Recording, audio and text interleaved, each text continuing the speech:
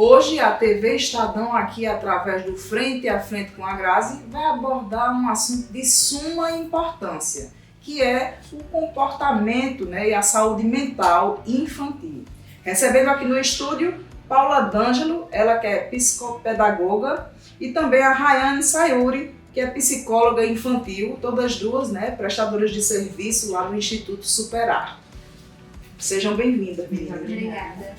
Vamos falar aqui o que é saúde mental na infância. Então, né, quando a gente fala de saúde mental na infância, a gente fala muito referente também a como as crianças conseguem processar suas próprias emoções, né? Tanto no reconhecer, como no saber se expressar e no saber lidar com frustrações, com as diversas emoções, né, que a gente enfrenta também na vida adulta e a gente precisa também ensinar as crianças a enfrentar ali durante a infância. Dona Paula, a senhora como psicopedagoga, né, como é que trata assim, da saúde mental da criança?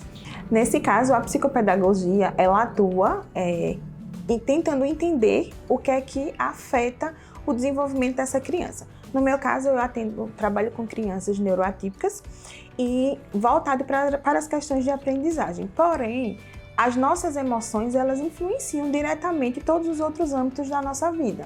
Então, se a criança ela não está com as emoções desreguladas, ela está ali passando por um momento turbulento na sua vida, ela também não consegue desenvolver as suas aptidões acadêmicas, as suas aptidões de socialização e os diversos outros pontos da sua vida.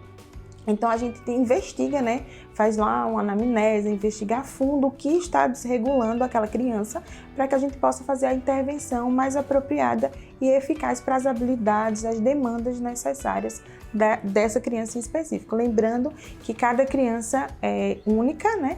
Então, cada demanda é específica daquela criança e a gente busca desenvolver as habilidades individualmente. Mas os casos assim mais recorrentes, né? Que leva a criança a desenvolver assim uma depressão. Bem, assim, como a Paula muito bem falou, né? Cada criança, ela vai responder aos estímulos de uma forma diferente. Então, assim, hoje o que a gente vê muito recorrente, né, são os casos de bullying, né, que vão ali afetar diretamente a saúde mental das crianças, né? E aí isso vai refletir no próprio comportamento, vai refletir no aprendizado, como a Paula falou, e também no ambiente familiar, né? Conversar com as famílias para que elas estejam atentas aos seus filhos, né? Mudanças de comportamento, tristeza persistente, agressividade espontânea, digamos assim, né? Episódios de agressividade que não aconteciam antes. Então, assim, tudo isso são sinais de alerta que a gente precisa estar atento em nossas crianças, né? Essas mudanças bruscas de comportamento. Eu acho que é bom a gente deixar claro que a criança ela não tem essa habilidade, né, de administrar, de saber lidar com as suas emoções. É aquele ser humano que está em desenvolvimento, né? Então, assim como o adulto, ele vai entender que ele está com raiva pela situação que ele está passando ou por algo que não deu certo, que ele estava ali querendo desenvolver. A criança não vai saber. Então, o adulto, por exemplo, sente uma raiva de outra pessoa e ele, por mais que sinta uma vontade de bater, ele sabe que não pode. A criança vai reagir dessa forma.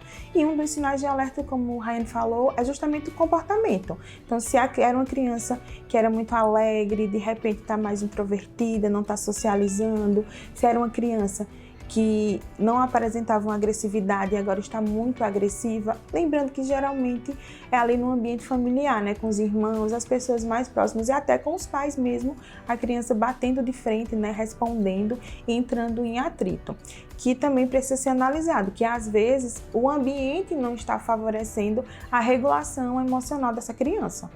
Quais são os pontos de atenção com a saúde mental infantil?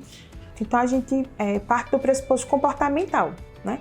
Como eu acabei de falar, se era uma criança super extrovertida, que brincava, que socializava, que tinha muitos amigos, e agora ela está ficando no cantinho dela, não quer socializar, não está ali querendo conversar, nem brincar, é uma mudança de comportamento e nada acontece do nada. Precisa ser investigado o que ocorreu antes, por que desencadeou esse comportamento. Às vezes ela está ali inserida num ambiente familiar disfuncional, então ela acompanha muitas brigas, muitos problemas, até entre os próprios pais mesmo, e está refletindo, por mais que ela não saiba explicar, mas ela está sentindo assim como os adultos. ou na escola, a questão de bullying mesmo, a questão de que ela não se saiu bem em determinada disciplina, então isso traz uma frustração e ela não sabe lidar. Então, tudo isso a gente precisa analisar, né, o que está acontecendo, o que aconteceu, na verdade, antes desse comportamento. Isso a gente costuma sempre falar, né, com as famílias que a gente acompanha, que a criança está em formação. E nós, adultos que acompanhamos aquela criança, somos os responsáveis por conduzi-la nesse momento. Então, por exemplo, se eu vejo que a criança mudou de comportamento de forma inédita, né, como a gente tinha falado. Foi de repente ali a criança ela era muito calma, muito tranquila, passou a ser agressiva, mudou o sono, não consegue mais dormir direito. Então a gente precisa investigar. Então é importante que os pais também estejam preparados para lidar com isso. Eu preciso estar calma para que eu consiga acalmar a criança, né, nesses determinados momentos. Por isso que quando a gente fala que trabalha com crianças, a gente trabalha em si com a família, né? A gente não acompanha só a criança de forma isolada, mas a gente acompanha a família. Como é que está a rotina em casa? Como é que tá as relações familiares, né? Qual foi essa mudança na rotina? Eu e Paula, a gente sempre conversa, né, assim, muito sobre como a mudança dos pais afeta também as crianças. Então, assim, nós adultos nos agitamos de certa forma, né, diante de diversas situações, ficamos mais aperreados, mais angustiados, e as crianças, elas passam por esses mesmos processos. A diferença é que elas ainda estão com o cérebro ali em formação, que vai precisar de mais suporte, de mais ajuda nesse momento. Existe um parâmetro assim para a depressão se desenvolver? A partir de quantos anos a depressão pode se desenvolver em uma criança? Na verdade, eu acho que a gente tem que observar. Existe a predisposição genética, hereditária, sim, e também o ambiental, né?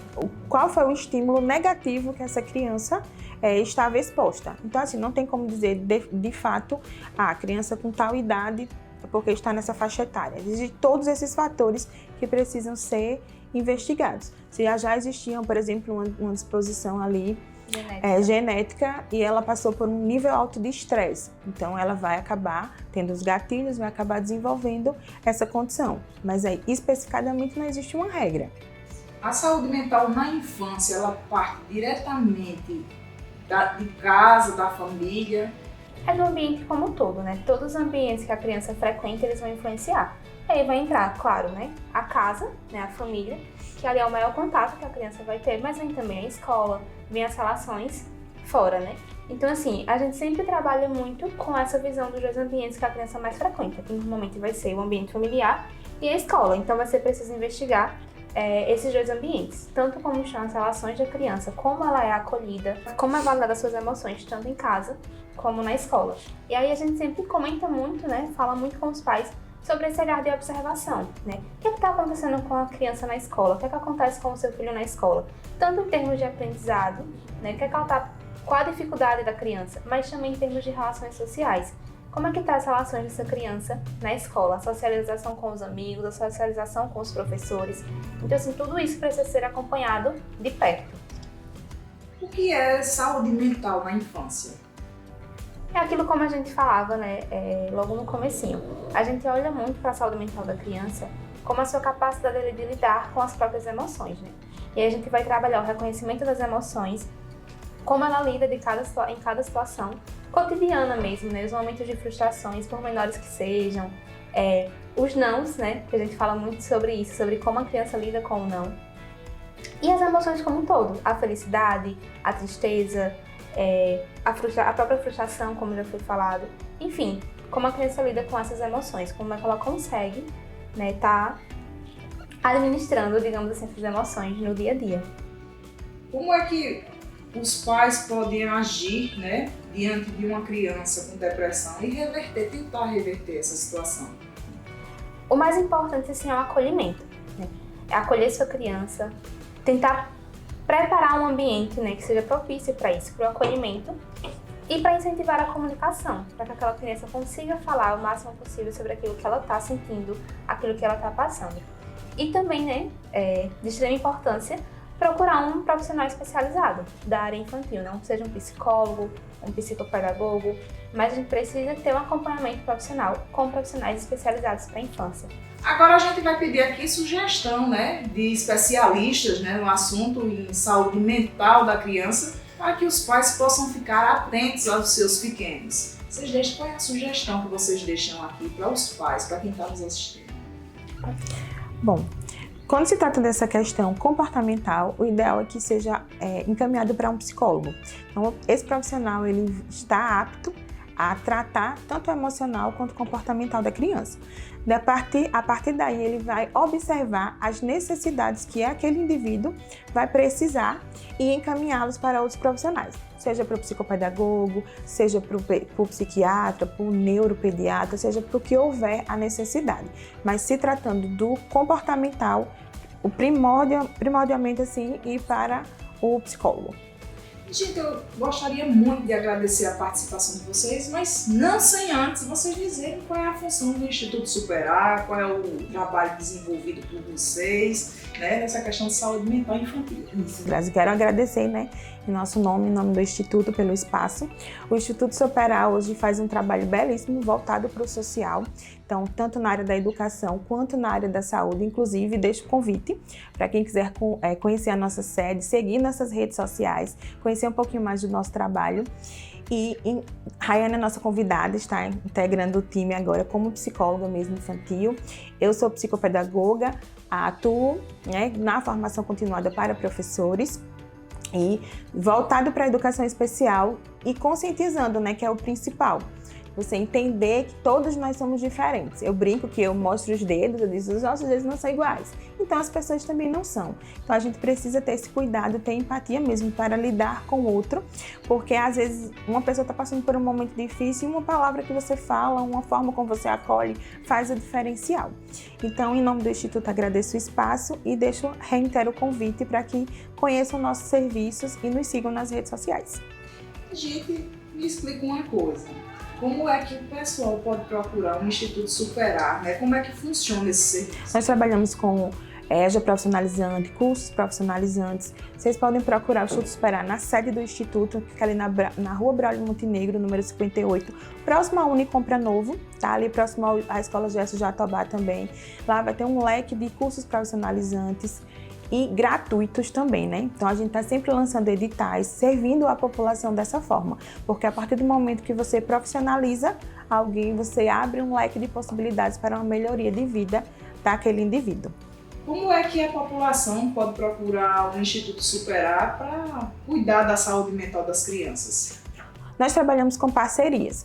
Então, procurando o Instituto, a gente vai orientar essa pessoa de acordo com a demanda dele, orientar, encaminhar para alguns profissionais. Não vou entrar muito em detalhes, mas estamos com muitos projetos maravilhosos vindo por aí, voltado para a saúde mental, voltado para a educação especial, que o desenvolvimento das crianças neuroatípicas vem sempre crescendo, a gente vem sempre buscando novidades. Então é isso, vamos deixar em off e daqui a pouco vem muita coisa boa por aí. Eu agradeço aqui a participação da Paula D'Angelo, ela que é psicopedagoga, e a Rayane Sayuri, que é psicóloga infantil, né? E deixo o espaço aberto para que vocês possam fazer aí as suas considerações finais. Reitero o meu agradecimento em nome do Instituto e em meu nome enquanto profissional. Deixo o convite para conhecer o Instituto, nos siga nas redes sociais, estamos sempre lançando editais aí, então a população é sempre beneficiada pelos nossos serviços e é isso. Eu quero agradecer também o convite, né, em nome do Instituto Superar também, pela pessoa da Paula, que me convidou a estar aqui hoje. Foi um prazer, né, poder conversar um pouquinho sobre esse tema tão importante, né, que é a saúde mental na infância. Eu agradeço aqui a participação das meninas aqui falando sobre saúde mental infantil e por aqui finalizamos mais um programa Frente a Frente com a Grazi, né, de utilidade pública para você que é papai, para você que é mamãe, né, aqui em oferecimento do Instituto Superar e também do restaurante Divino Sabor. Até a próxima, valeu!